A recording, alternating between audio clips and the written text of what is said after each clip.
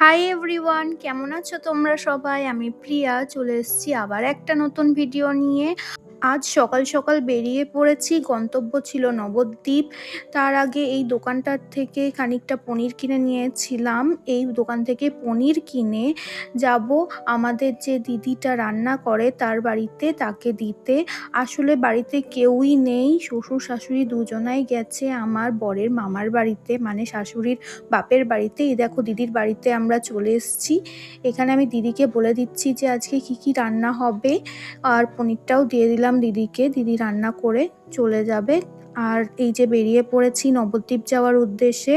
আসলে ব্যাংকে কিছু কাজ ছিল, তাছাড়াও অনেক কিছু কাজ নিয়েই আমরা নবদ্বীপে যাচ্ছি। সবার প্রথমে যাচ্ছি গাড়িটা সার্ভিসিং করাতে। সার্ভিসিং করাবার ডেট চলে এসেছিল, সেই জন্য ফার্স্টেই আমরা গাড়িটা সার্ভিসিং করাতে দেব।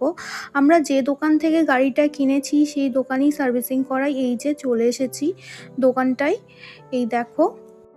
গাড়িটা সার্ভিসিং করাতে দিয়েই আমরা বেরিয়ে পড়েছিলাম ব্যাংকের উদ্দেশ্যে।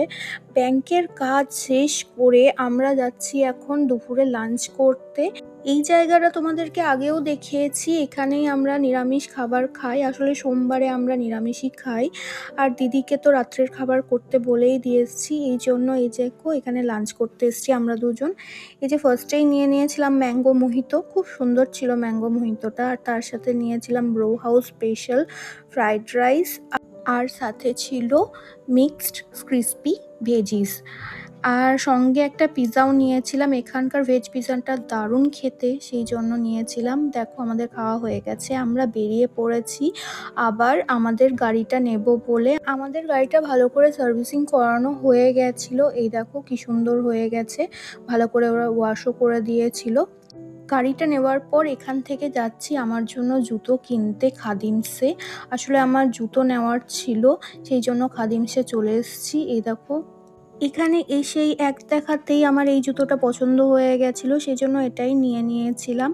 এরপর আমরা যাচ্ছি বাড়ির পথে, আর যেতে যেতে দেখলাম ডাব বসেছিল, সেই জন্য ভাবলাম একটা করে ডাবের জল খেয়ে নিই। বাইরে ভীষণ রোদ ছিল, মাথাটাও ঘুরছিল। এখন চলে এসেছি একটা গ্যারাজে। আসলে আমাদের স্কুটিটা যখন সার্ভিসিং করাতে দিয়েছিলাম তখন আমাদের ওখানে বলেছিল যে স্কুটিতে দুটো পেরে ঢুকে গেছে, তো সেই জন্য ওখানে তো সেটা রিপেয়ার হয় না, সেই জন্য আমরা এখানে এসে এটা রিপেয়ার করাচ্ছি। আমাদের স্কুটি রিপেয়ার হয়ে গেছে। এরপর আমরা যাচ্ছি বাড়ির উদ্দেশ্যে। আজকের ভিডিওটা এতটুকুই। সবাই খুব ভালো থেকো, আনন্দে থেকো, টাটা।